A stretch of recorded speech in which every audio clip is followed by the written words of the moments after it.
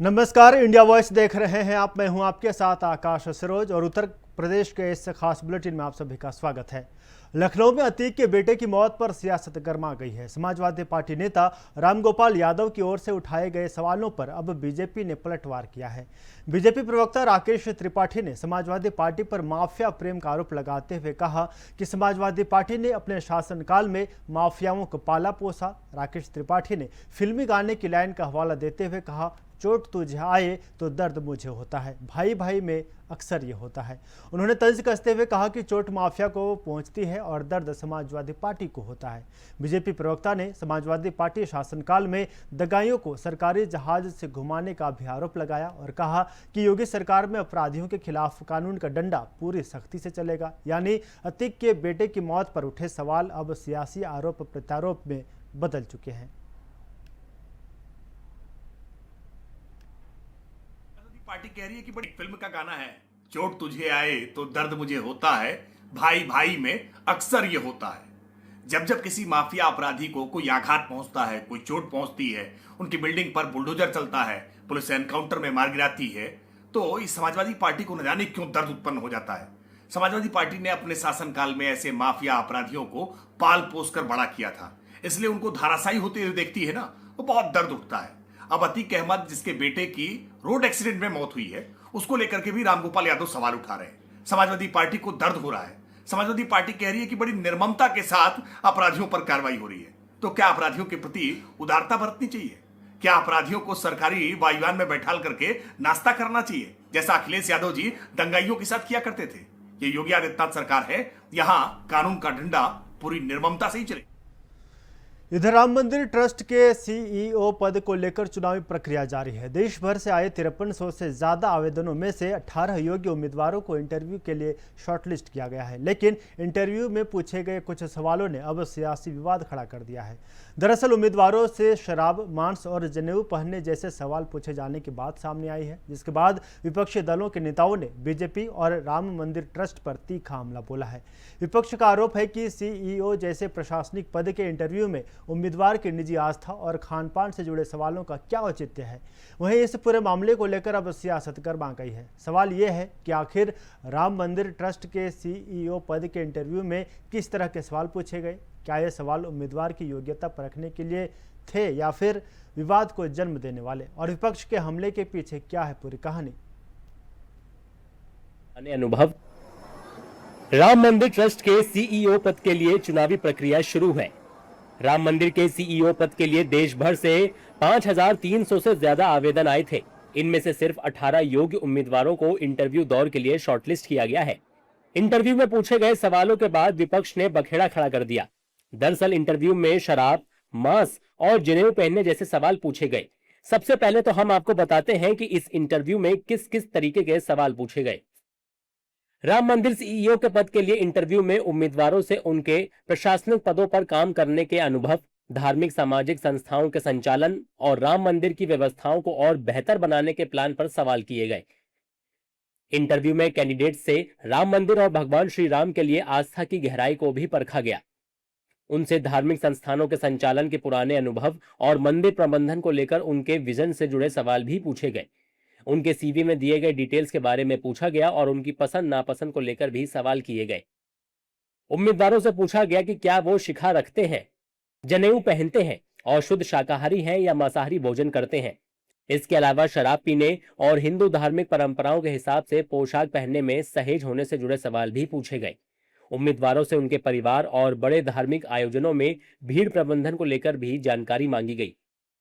समिति को 2 सितंबर तक 3 नामों का पैनल राम मंदिर ट्रस्ट को सौंपना है। इसके बाद ट्रस्ट की कार्यकारी समिति अंतिम 3 उम्मीदवारों में से सीईओ का चयन करेगी और राम मंदिर के सीईओ का ऐलान किया जाएगा। हालांकि ऐलान से पहले ही विपक्ष ने राम मंदिर ट्रस्ट और बीजेपी पर तीखा हमला किया है। मैं एक चीज जरूर कहना चाहूंगा, ये व्यक्ति के गरिमा के प्रतिकूल है और ये सरकार कल को तो ये भी देखने लगेगी कि आप गोरे हैं कि आप काले हैं, आपने बाल छोटा रखा है कि आपने बाल बड़ा रखा है। तो इस प्रकार की चीज़ें नहीं आनी चाहिए। महत्वपूर्ण चीज़ है कि वो अपने दायित्वों का निर्वहन, जिस चीज़ के लिए, जिस पद के लिए, वो अपने दायित्वों का निर्वहन बेहतर तरीके से निष्ठापूर्वक कर रहा है या नहीं कर रहा है, ये ज़्यादा महत्वपूर्ण है। ये जो साक्षात्कार हुआ है ये संविधान में प्रदत्त जो अधिकार है और संविधान का जो हमारा प्रेम्बिल है, प्रेम्बिल के अगेंस्ट ये सवालात पूछे जा रहे हैं जो कि देश की जो अनेकता में एकता का सूत्र है ये कमजोर करता है। नहीं, हम तो बोल रहे हैं कल ही आप चर्चा करवा दीजिए। जो चढ़ावा चोरी जिसके नाम पर इन्होंने सत्ता पाई, कुर्सी पाई, जिसके नाम पर चंदा पाया, जिसके नाम पर धंधा किया, वो अगर वहाँ चढ़ावा चोरी हो रहा है तो चर्चा करने से भाग क्यों रहे हैं? इसका मतलब सनातनी नहीं है, ये फर्जी लोग हैं। मंदिर का जो ट्रस्ट है जो ये इंटरव्यू ले रहा है, ये विश्वासघातियों का ट्रस्ट है, चोरों का ट्रस्ट है, लुटेरों का ट्रस्ट है, डकैतों का ट्रस्ट है। इन लोगों ने चढ़ावे की चोरी की है, लूट की है, डकैती की है। इन लोगों ने मंदिर निर्माण में, इन पर आरोप है कि 40% की कमीशन इनके राज में हुई है। इन लोगों पर आरोप है कि 2-2 करोड़ की जमीन 18-18 करोड़ में ली गई है। इन लोगों पर आरोप है कि 84 करोड़ की जमीन मंदिर से 8 किलोमीटर दूर ली गई है, पता नहीं किस काम के लिए। उस पर जो चारा बोया जा रहा है, वो चारे की भी ये लोग चोरी कर रहे हैं, बेच रहे हैं, क्योंकि गौशाला मंदिर के पास नहीं है। सीईओ मंदिर ट्रस्ट का सर्वोच्च कार्यकारी अधिकारी होगा और उसके जिम्मे प्रशासनिक, वित्तीय, कानूनी, सुरक्षा और श्रद्धालुओं की व्यवस्थाओं से जुड़े बड़े फैसले होंगे। बता दें कि राम मंदिर में चंदा चोरी का मामला सामने आने के बाद ट्रस्ट ने सीईओ नियुक्ति करने का फैसला किया है। सीईओ के सिलेक्शन के लिए 3 सदस्य विशेष समिति बनाई गई है। उत्तर प्रदेश अब डिफेंस मैन्युफैक्चरिंग का बड़ा हब बनने की दिशा में तेजी से बढ़ रहा है और कानपुर उसकी अगली बड़ी तस्वीर पेश कर रहा है। कानपुर डिफेंस कॉरिडोर में अडानी डिफेंस एंड एरोस्पेस विस्तार की तैयारी में है। हाथीपुर क्षेत्र में करीब 250 एकड़ में नई सुविधा विकसित करने का प्रस्ताव है, जिस पर करीब 2000 करोड़ रुपये निवेश की योजना है। कंपनी कानपुर में अब तक करीब 4000 करोड़ रुपये निवेश कर चुकी है और आने वाले वर्षों में करीब 4000 करोड़ रुपये और निवेश की तैयारी है। इस विस्तार से रोजगार के लिए नए अवसर बढ़ने की उम्मीद है। फिलहाल करीब 2000 कर्मचारी यहां पर काम कर रहे हैं। कानपुर में एआई आधारित तकनीक से रक्षा उत्पादन और नाटो मानकों के अनुरूप एम्यूनिशन निर्माण पर भी जोर है। अभय राइफल और प्रहार एलएमजी जैसे स्वदेशी उत्पादों से कानपुर की डिफेंस मैन्युफैक्चरिंग क्षमता मजबूत हो रही है। यानी कानपुर अब सिर्फ औद्योगिक शहर नहीं बल्कि देश के नए डिफेंस प्रोडक्शन हब के तौर पर अपनी पहचान बना रहा है। कानपुर की पहचान कभी कपड़ा, चमड़ा और इंजीनियरिंग उद्योग में हुआ करती थी। वही कानपुर अब देश की सुरक्षा के लिए हथियार और गोला बारूद तैयार करने के लिए बड़े केंद्र के रूप में अपनी नई पहचान बना रहा है। आपको बता दें कि कानपुर के हाथीपुर क्षेत्र में करीब 250 एकड़ की लैंड पर नई डिफेंस कॉरिडोर तैयार करी जा रही है, जिस पर करीब 2000 करोड़ का निवेश प्रस्तावित हुआ है। वहीं कंपनी पहले भी 4000 करोड़ का निवेश कर चुकी है और आने वाले समय में करीब 4000 करोड़ का और निवेश करेगी। वहीं ये जो डिफेंस कॉरिडोर है, इस पर करीब 2000 कर्मचारी अभी काम कर रहे हैं। वहीं आने वाले समय में ये रोजगार बढ़ाने के भी अवसर प्रदान करेगा। वहीं ऑपरेशन सिंदूर के बाद देश में आत्मनिर्भर रक्षा उत्पादन की जरूरत हो या देश की बढ़ती सुरक्षा चुनौतियों की, कानपुर अब हथियार प्रदान करने के साथ साथ उत्तर प्रदेश में डिफेंस पावर की दिशा में धार करने के लिए तेजी से आगे बढ़ रहा है। वीडियो जर्नलिस्ट आयुष के साथ विशाख अवस्थी, इंडिया वॉइस, कानपुर। और गोरखपुर में ठेकेदार हत्याकांड का खौफनाक वीडियो सामने आया है। ब्रह्मभोज में हुई हत्या के 4 दिन बाद वारदात का वीडियो सोशल मीडिया पर तेजी से वायरल हो रहा है। वीडियो में आरोपी राहुल चौधरी तलवार से हमला करता हुआ नजर आ रहा है और पीछे से कुछ लोग उसे रोकने की कोशिश करते दिखाई दे रहे हैं, लेकिन हमलावर लगातार वार करता दिखाई देता है। तस्वीरें बेहद विचलित करने वाली हैं, इसलिए हम आपको वीडियो नहीं दिखा रहे। मामला गोरखपुर के सिकरीगंज थाना क्षेत्र के अहिरौली खुर्द गांव का है। 8 अगस्त को बिजली विभाग के ठेकेदार शिव कुमार तिवारी गांव में आयोजित ब्रह्मभोज में शामिल होने पहुंचे थे। आरोप है कि भोज के दौरान पीछे से सब्बल से उनके सिर पर हमला किया गया। गंभीर रूप से घायल शिव कुमार को जब परिजन ऑटो से अस्पताल ले जा रहे थे, तभी रास्ते में हनुमान प्रसाद पोद्दार स्कूल के पास ऑटो रोककर उन पर दोबारा हमला कर दिया। आरोपियों ने तलवार और धारदार हथियारों से हमला किया, जिससे शिव कुमार तिवारी की मौत हो गई। वारदात के बाद पुलिस को करीब 500 मीटर तक रास्ते में खून के निशान मिले। मृतक के शरीर पर धारदार हथियार के कई वार के निशान भी मिले हैं। पुलिस ने इस मामले में 10 लोगों को हिरासत में लिया था। राहुल चौधरी, आशुतोष चौधरी, बिंदु निवास चौधरी और भानु चौधरी समेत आरोपियों को गिरफ्तार कर जेल भेजे जाने की जानकारी सामने आई है। अब पुलिस हत्या की वजह की भी जांच कर रही है। बताया जा रहा है कि करीब 1.5 साल पुरानी क्रिकेट विवाद की रंजिश इस वारदात की वजह बनी। 2024 में क्रिकेट विवाद के बाद आदेश चौधरी की गोली मारकर हत्या हुई थी। इस मामले में शिव कुमार तिवारी को भी आरोपी बनाया गया था। आरोप है कि इसी पुराने रंजिश का बदला लेने के लिए राहुल चौधरी और उसके साथियों ने शिव कुमार पर हमला किया, यानी पुराने रंजिश फिर हत्या। और अब बदले की इस वारदात का वीडियो सामने आने से मामला और भी सनसनीखेज हो गया है। घटना के बाद गांव में तनाव को देखते हुए पुलिस बल तैनात है। वहीं पर गोरखपुर के सदर सांसद रवि किशन शुक्ला ने कहा है कि सरकार काम कर रही है और दोषियों को बख्शा नहीं जाएगा। पूरा काम करेगा। मुझे उस परिवार के साथ पूरा उनके दुख के साथ मैं खड़ा हूं। आप लोग चिंता न करें। महाराज जी का कानून, उनकी डबल इंजन की सरकार में किसी के साथ अन्याय नहीं होगा। अन्याय हो गया तो उसको न्याय जरूर मिलेगा। आप लोग चिंता न करें। पुलिस प्रशासन से बात हुई मेरी, स्ट्रिक्ट से स्ट्रिक्ट कार्रवाई होगी। एक भी मुजरिम बचेगा नहीं। कठोरतम कार्रवाई उन लोगों के साथ होगी। मैं एक सांसद के रूप में आप लोगों को मैं ये बात मीडिया के द्वारा बताना चाहता हूं।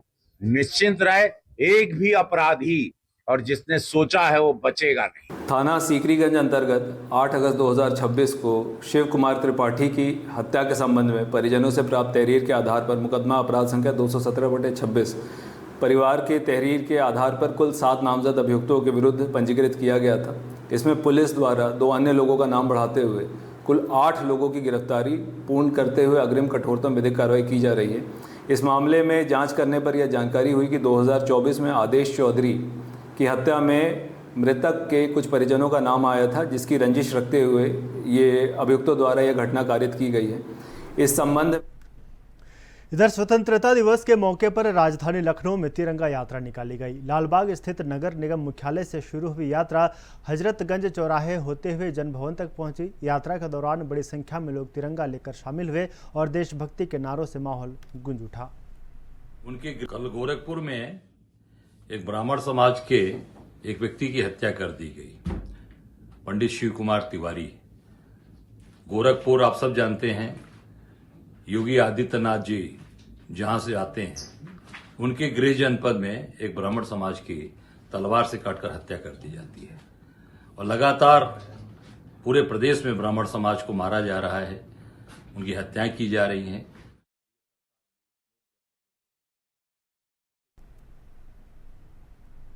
इधर आगरा में स्वतंत्रता दिवस को लेकर आगरा के रेलवे स्टेशनों और ट्रेनों में सुरक्षा व्यवस्था कड़ी कर दी गई है। आरपीएफ और जीआरपी ने आगरा छावनी समेत प्रमुख स्टेशनों पर चेकिंग अभियान तेज कर दिया है। यात्रियों और उनके सामान की सघन जांच की जा रही है और सीसीटीवी कैमरों, बैग स्कैनर के जरिए निगरानी बढ़ाई गई है।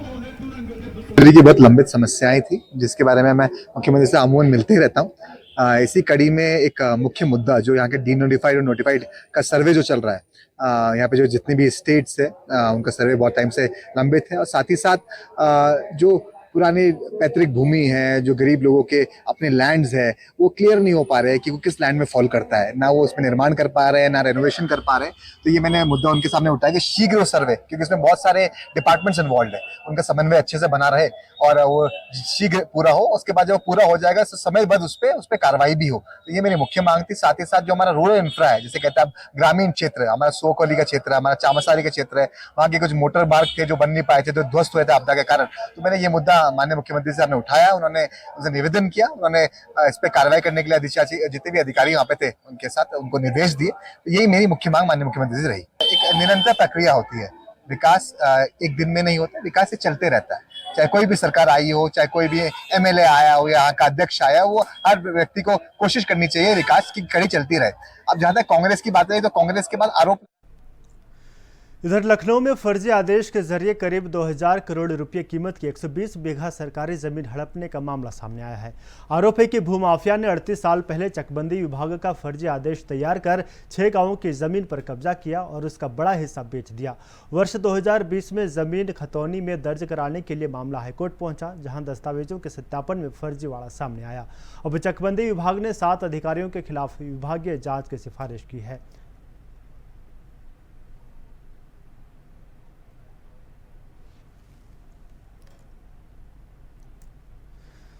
इटावा में किसानों और व्यापारियों से करोड़ों रुपए की ठगी करने वाले एक शातिर गिरोह का पुलिस ने पर्दाफाश किया है। एग्रोमार्ट की आड़ में चल रहे इस फर्जीवाड़े में सस्ते दामों पर अनाज और बीज उपलब्ध कराने का झांसा देकर लाखों करोड़ों रुपए ऐंठे जा रहे थे। पुलिस के मुताबिक अंतर्राज्यीय गिरोह अब तक करीब 4 से 5 करोड़ रुपए की ठगी कर चुका है। मामले में इटावा पुलिस ने गिरोह के 4 सदस्यों को गिरफ्तार किया है।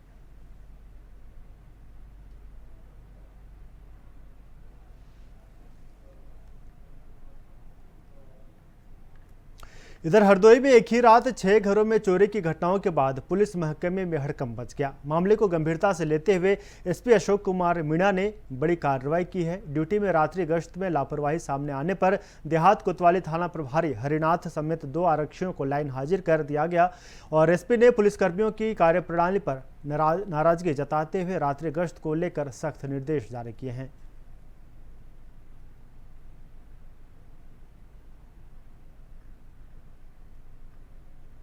तो फिलहाल मेरे साथ इस बुलेटिन में इतना ही। देखते रहिए इंडिया वॉइस। नमस्कार।